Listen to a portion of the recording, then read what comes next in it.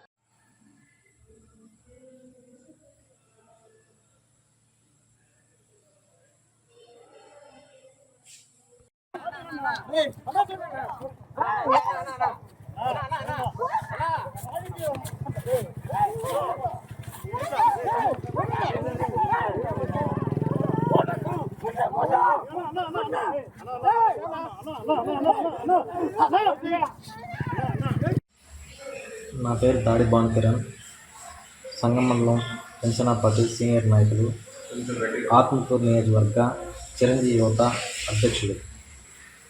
నేను 2014 నుంచి జనసేన పార్టీకి నా వంతు కృషి నేను చేస్తున్నాను. అందులో భాగంగా నిన్నటి రోజున దువ్వూరు మీదుగా మక్తాపురంకి మినిస్టర్ ఆనంద్ గారు పర్యటన కార్యక్రమంలో భాగంగా దువ్వూరు బస్టాండ్ హైవే దగ్గర జనసేన కూటమికి సంబంధించిన ఫ్లెక్సీ ఏర్పాటు చేయడం జరిగింది. ఆ ఫ్లెక్సీ ఏర్పాటు చేసిన తర్వాత రాత్రి 10 గంటల సమయంలో మావేర్ల కిష్టమ్మ గ్రామ సర్పంచ్ కొడుకు తప్పతాగి మారెళ్ళ శ్రీనివాసులు అనే వ్యక్తి తప్పతాగి ఫ్లెక్సీ తొలగించాలి, ఈ ఫ్లెక్సీ ఉండవద్దని బూతులు తిట్టడం